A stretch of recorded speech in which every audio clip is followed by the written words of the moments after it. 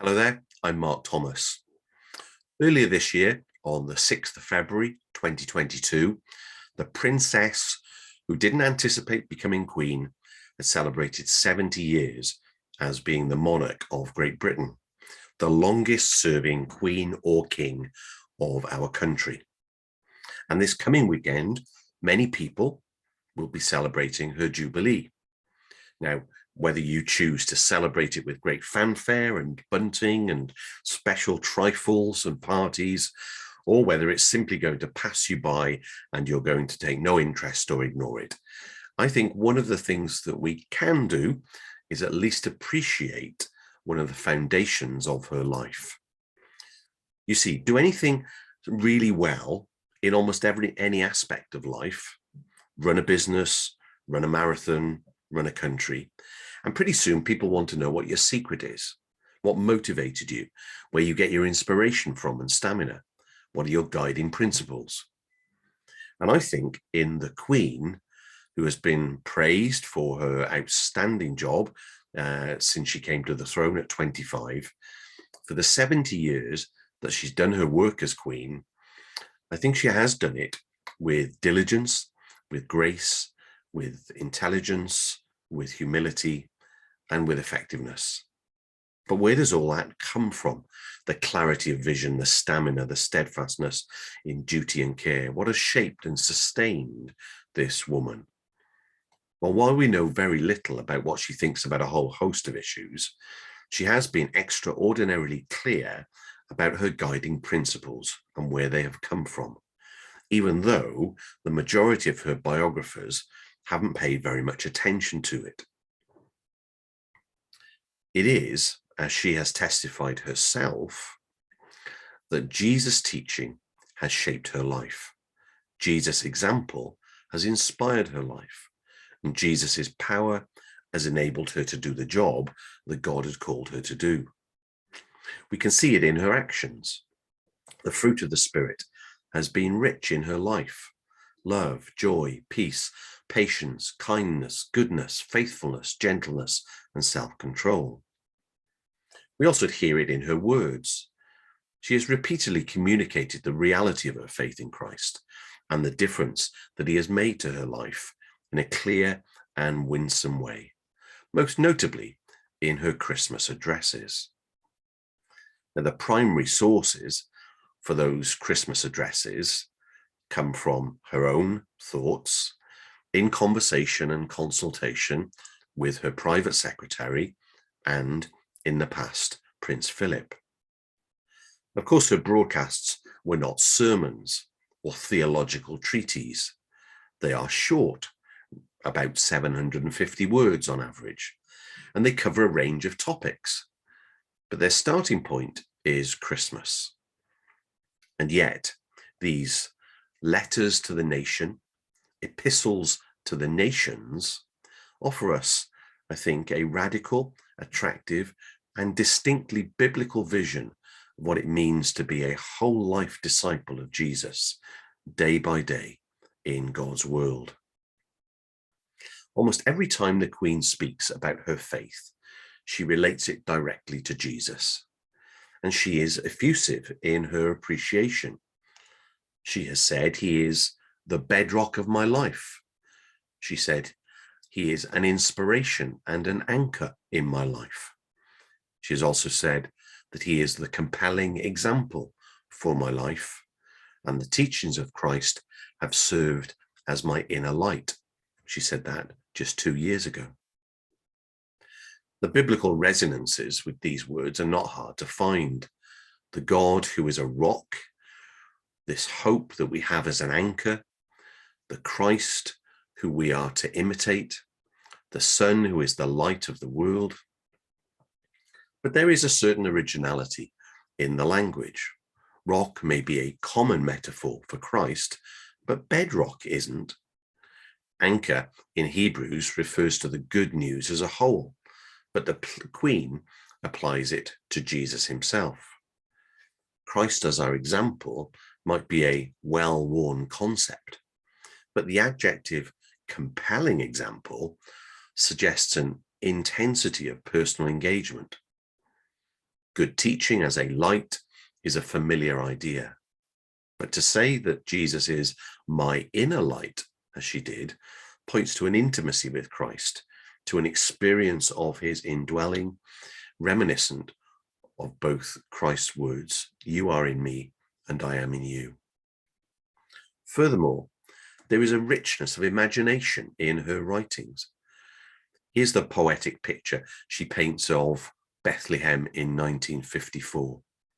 She said, "Life in such a place might have been uneventful, but the light kindled in Bethlehem and then streaming from the cottage window in Nazareth has illuminated the world for 2,000 years.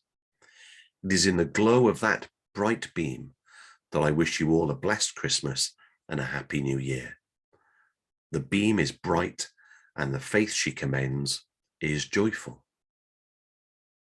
She sees in Christ not only a teacher who revealed to us the truth in his teaching, but someone who lived by what he believed and gave us the strength to do the same. His actions match his words, and on the cross, he showed the supreme example of physical and moral courage, she said in 1981. The occasion of the Queen's address may be Christmas, but the reason for celebrating Jesus' birth is the significance of his life and death. As she put it, again in 1981, that sacrifice was the dawn of Christianity. And this is why at Christmas time, we are inspired by the example of Christ as we celebrate his birth. Indeed, as the years have gone by, the Queen has focused more explicitly on how Christ offers hope. It is not just that he is the light of the world, but that the light points to a particular way of living. In 1972, as the conflict in Northern Ireland continued to maim and kill, she spoke clearly about her own yearning and hope. She said, "Christ taught love and charity, and that we should show humanity and compassion at all times and in all situations." She was under no illusion as to the scale of the challenges then, challenges that she encouraged people to resolve by turning to God in prayer and to Christ for guidance. At the end of the address, recognizing that resolving the conflict would take something beyond ourselves, she called on people not only to pray, but to pray with her and to look for Christ's wisdom. She said, "I ask you all to join me in praying that the hearts and minds of everyone in that troubled province may be touched with the spirit of Christmas and the message of brotherhood, peace, and goodwill." For Queen Elizabeth II, Christ's formula works in the real world. Indeed, one of the things she admires about Christ's teaching is that it is practical. Faith in him should lead to works for him, works that have a particular selfless character. Christ as servant lies at the heart of it all. She said in 2012, "This is the time of year when we remember that God sent his only son to serve, not to be served. He restored love and service to the center of our lives in the person of Jesus Christ." Of course, in that message 10 years ago, the Queen is quoting Jesus's words from Mark chapter 10, verse 45. "For even the Son of Man did not come to be served, but to serve and give his life as a ransom for many." Here, the inclusion of love in the sentence is telling.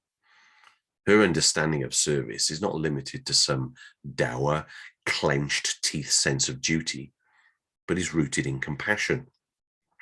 Vitally for her, service is not some leisure time activity, not expressed only in volunteering to help out in a homeless shelter or to take a meal to a neighbor, though she affirms all such activities. Rather, it is central. It is the fountain from which all else flows.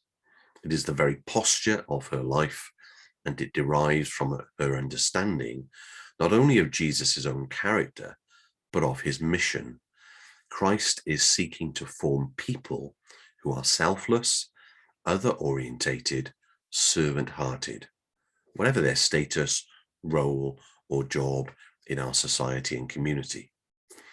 Now, the concept of servant leadership has been much explored in management and leadership circles since way back in the mid-70s. But it's rare to see anyone who has lived it out so richly and consistently as appears to be the case for the Queen. For her, service and love are bound together. Service should lead by taking initiative to love one's neighbour, and neighbour love should be shaped by selfless service rather than self-interest. The promise that she made to the country on her 21st birthday was that she would serve. 74 years later, she returned to that theme in her short Platinum Jubilee letter, opening her final paragraph with these words: "And so, as I look forward to continuing to serve you with all my heart." And then she ended the letter with the most concise of self-descriptions: "Your servant, Elizabeth." It's an example to any leader and any follower. The Queen's faith can in many ways be a challenge and an inspiration to us as we seek to place our lives founded on Christ.